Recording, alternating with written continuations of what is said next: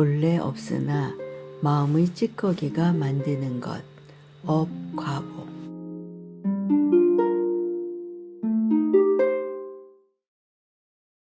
온갖 과보가 업을 따라 나는 것이 꿈과 같아서 진실하지 않으며 순간순간 항상 소멸하여 앞과 같이 뒤도 역시 그러니라. 덕수보살의 개송. 비유하건대 깨끗한 거울이 사물을 따라서 형상을 나타내듯이 부처님의 복의 밭도 이와 같아서 마음을 따라서 온갖 과보를 얻느니라. 목수보살의 개송. 공을 설명해야 하는 과보를 받아 넘겼으니 이제 큰 짐을 던 듯합니다. 혹시 여러분들 중에는 제가 가벼워진 만큼 더 무거워진 분도 계실지 모르겠습니다. 이번에는 2개의 개송을 준비했는데 보시다시피 마치 연결되는 괴송처럼 과보에 대해 설하고 계시기 때문입니다. 이 과보도 업과 관계되는 문제로 알고 계시는 것처럼 그리 간단하지는 않습니다. 첫 개송의 첫 귀절 온갖 과보가 업을 따라 나는 것이를 보면 과보란 업의 결과인 것은 분명합니다. 그러면 업을 어떻게 정의하느냐에 따라 과보에 대한 의미도 달라진다는 말씀입니다. 다시 말해 업의 발생은 왜 이루어지는지를 규명해야 합니다.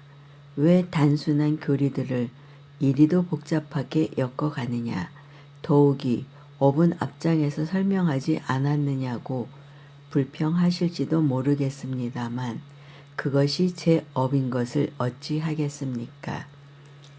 업을 3가지로 나누어 신, 구, 의, 삼업이라고도 하는데 어찌 업이 이 3가지로만 이루어지겠습니까?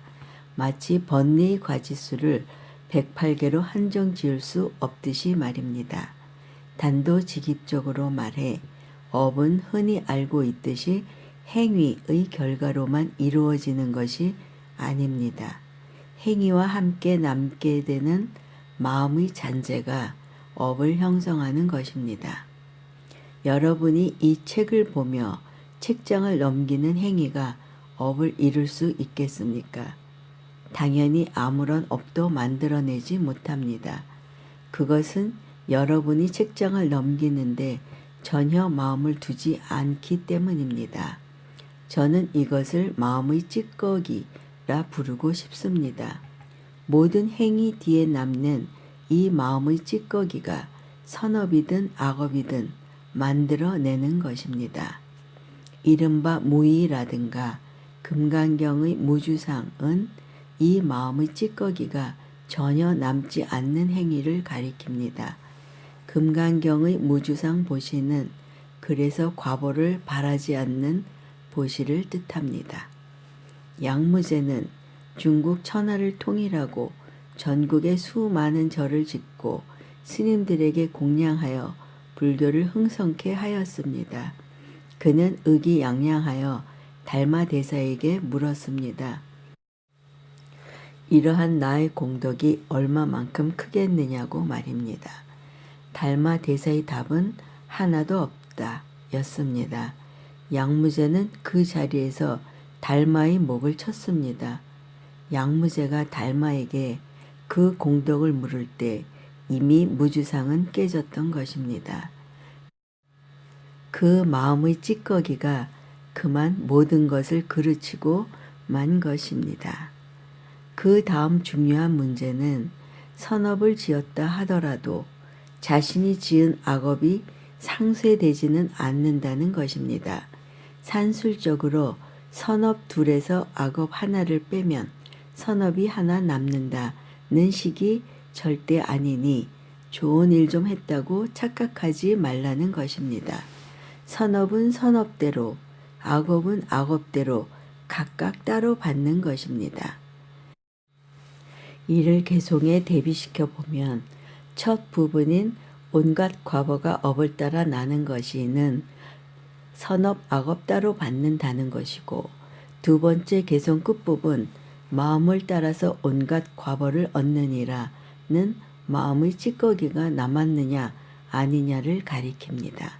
이때 업과 과보의 가르침은 그저 이해만 해서는 안 되고 마음으로 받아들여야 한다는 걸 잊지 마시기 바랍니다.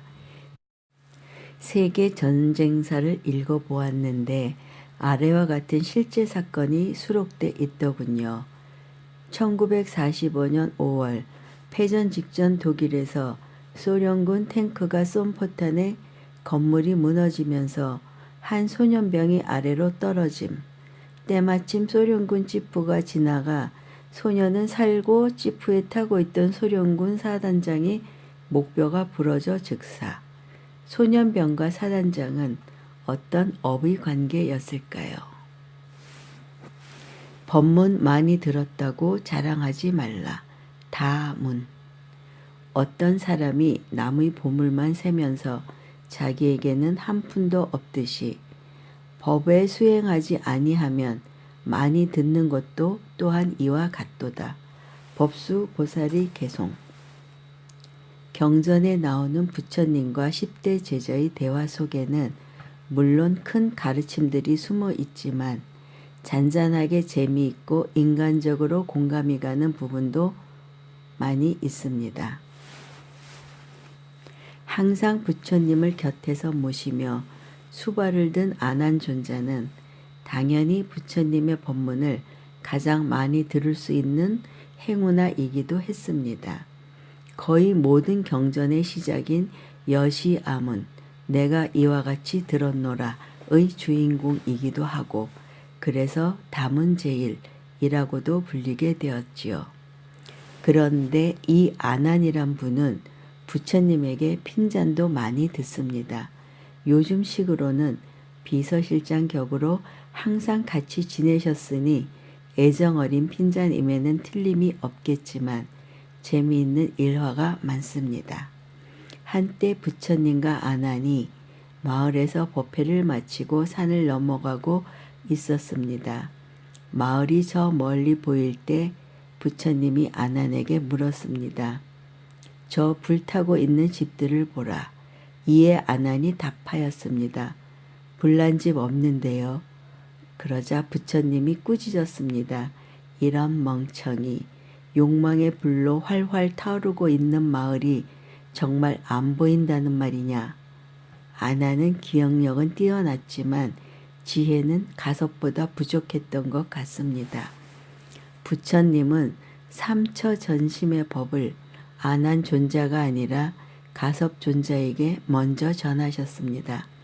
다행히 가섭존자는 다시 아난존자에게 그 법을 전했고 그것이 달마와 해능을 거쳐 오늘날에 이르게 된 것입니다.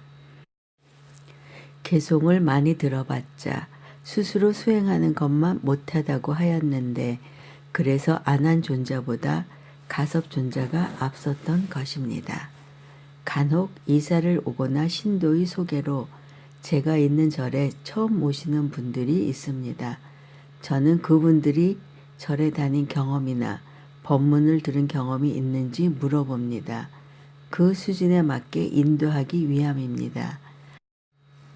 그중 제가 제일 아래로 치는 사람이 바로 해인사에서 성철스님 법문도 들었고요. 어쩌고 답하는 사람입니다. 이래도 개송에 대한 설명이 더 필요할까요?